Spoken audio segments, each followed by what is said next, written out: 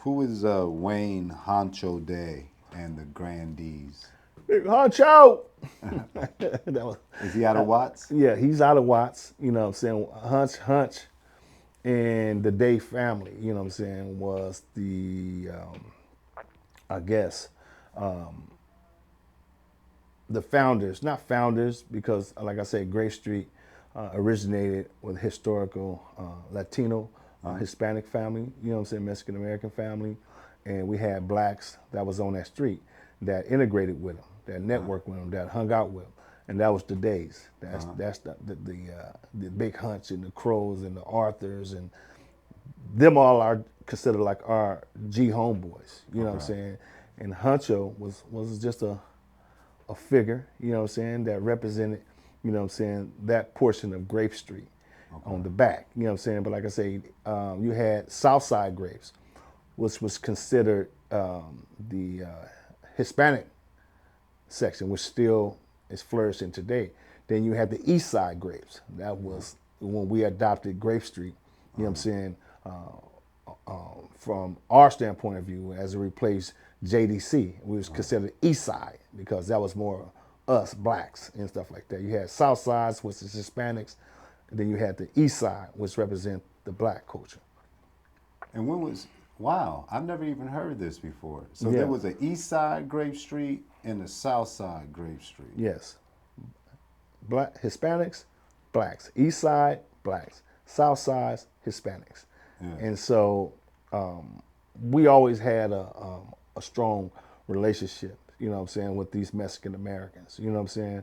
And it wasn't what we see now today. You have a lot of these neighborhoods that's affiliated with a lot of people that's coming over from Mexico and things like that, that's integrating inside these different Hispanic gangs and stuff like that. But during the 70s and 80s, a lot of these Mexican Americans were generational Hispanics whose family was been over here for a while, and some of their kids, you know what I'm saying, had these different, you know, they was part of, you know, these different cliques.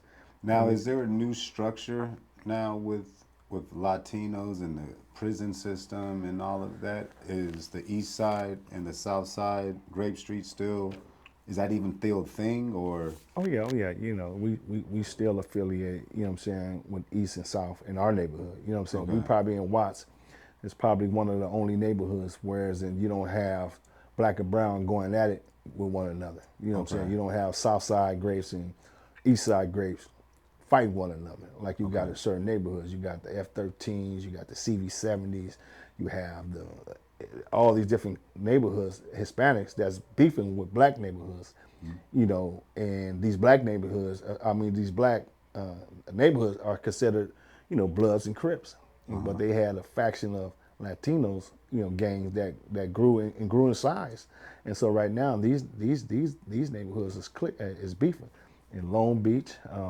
in Compton, and South Central, and a little bit all over, you know what I'm saying, throughout the prison institutions and stuff like that. And so there's conflict, there's beef, there's not a truce other than we working together in intervention prevention. But as it relates to the streets, there's no peace between black and brown.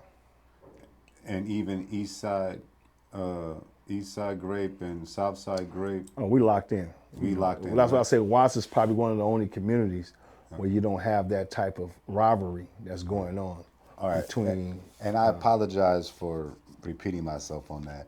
But another thing is, do other Latino gangs have beef with Southside Grape Street because of your affiliation, their affiliation with y'all?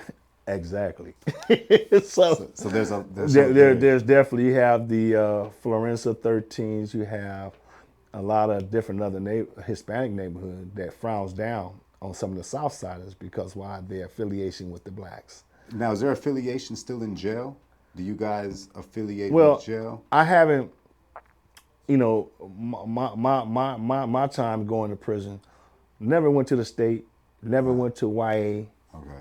Skipped all that stuff. So I can't really elaborate on the politics, especially when it comes to our neighborhood, South Sides and East Sides and South Siders from our neighborhood. But it's the same. You know what I'm saying? When you go in, prior, I don't know what it is like now because right now you got a bunch of S&Y yards in the prison industry. It's not like it used to be when we was growing up. However, you know what I'm saying, during the 90s, I was, information was given to me regarding some of our Southsiders, having to take sides once they got inside the institutions because you outnumbered. And, in those institutions, black is on one side, brown is on the other side. And so I'm sure, some of them who come up out of Watts, who were Southsiders, when getting in that situation, had to abide. Because if you don't, you know what I'm saying? It is what it is. It is what it is. So Yeah. that's Now, this is so understood and respected. You know what I'm saying? This is so fascinating. Now, do they wear purple rags too? Yeah. Oh, Yeah. so it's Yeah. wow. They wasn't wearing purple rags because the blacks turned to purple rags. Yeah. You know what I'm saying? So some of the Southsiders that I know, who's banging, grape, wear purple rags. You know what I'm saying? Okay. And things like that. And so, like I say, in our neighborhood, we still have an integration. There's still more individuals tied by families because we have Hispanics that had kids by blacks and vice versa, and stuff like that. So we have in Watts, it's more of a tight knit, That's beautiful. relationship between black and brown. And I don't know about on the blood side. It maybe is, maybe not. But I heard about little skirmishes that have been going back and forth. You know what I'm saying, on the blood side. However, it's not as bad as it is as it related to the F-13 in the East Coasters. You know what I'm saying? Our CV-70s and the black gangs in Compton, or what was taking place in Long Beach. Hold on, slow down, because I don't know none of this. F-13, C-70. These are Mexican Mafia, Hispanic gangs. Okay. Yeah, and so. And these are in Watts or just throughout Yeah, LA? some in South Central, they're in Watts. I mean, a lot of them is, because of the expansion and how big they become. It's now expanded into all these different territories where historical black gangs, once dwelled. Okay. Wow. Now, and then the grandees, who's? The grandees, like I say, you heard about that, and for me, you know what I'm saying, I never did my homework and really, to educate myself on what the grandees was. Okay. But I from just a brief, and I might be, over talking and things like that, but it was something that was related to Compton. Okay. You know what I'm saying?